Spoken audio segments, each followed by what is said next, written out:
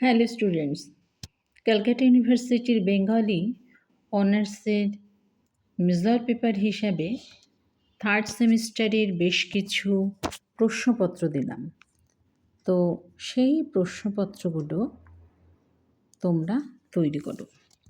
তো ক্যালকাটা ইউনিভার্সিটির বেঙ্গলি অনার্সের থার্ড সেমিস্টারের মেজর পেপারের প্রথম প্রশ্ন দিচ্ছি, বাংলা গদ্য সাহিত্যের আদি পর্বের ক্ষেত্রে ফোর্ট উইলিয়াম কলেজের ভূমিকা লেখো। এক্ষেত্রে বলি যে তোমরা এই বাংলা গদ্য সাহিত্যে শ্রীরামপুর কলেজটাকেও একটু পড়ে রাখবে, অর্থাৎ শ্রীরামপুর কলেজের ভূমিকাটাকেও পড়বে। এরপর হচ্ছে যে যুগসন্ধির কবি হিসেবে ঈশ্বরচন্দ্র গুপ্তর সম্পর্কে যা যেন লেখো। নেক্সট উপন্যাসের বিকাশটা পড়বে তোমরা, উপন্যাসের ধারা, উপন্যাসের বিকাশ। যাই হোক, উপন্যাসের ধারা হিসাবে শরৎচন্দ্র চট্টোপাধ্যায়ের অবদান সম্পর্কে আলোচনা করো।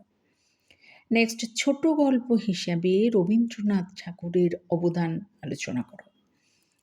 এরই সাথে তোমরা পড়বে বিভূতিভূষণ বন্দ্যোপাধ্যায় সম্পর্কে পড়বে, মানিক বন্দ্যোপাধ্যায়ের সম্পর্কে পড়বে, শরৎচন্দ্র চট্টোপাধ্যায়ের সম্পর্কে পড়বে। আচ্ছা, এবার বলি তোমরা এই বিভিন্ন যে গল্পগুলো রয়েছে সেগুলোকেও তোমরা পড়বে। শাস্তি গল্পটা সংক্ষেপে পড়বে।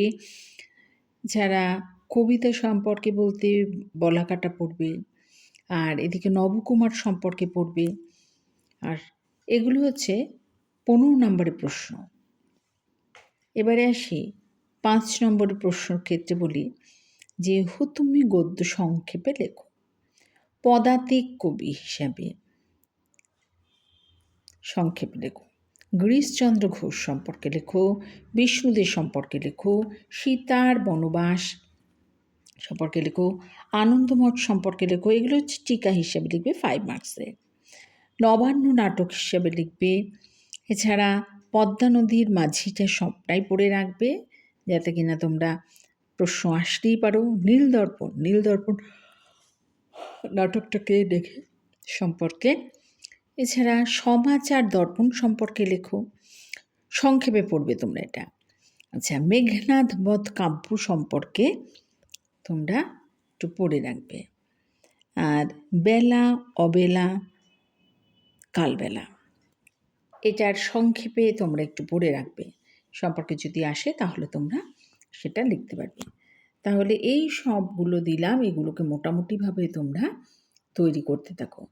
তবে বাংলা গদ্য সাহিত্যের আদি পর্বের ক্ষেত্রে শ্রীরামপুর কলেজ আর ফোর্ট উইলিয়াম কলেজের অবদান কিন্তু তোমরা একটু ভালোভাবে পড়বে। এটা কিন্তু মোস্ট ইম্পর্টেন্ট প্রশ্ন।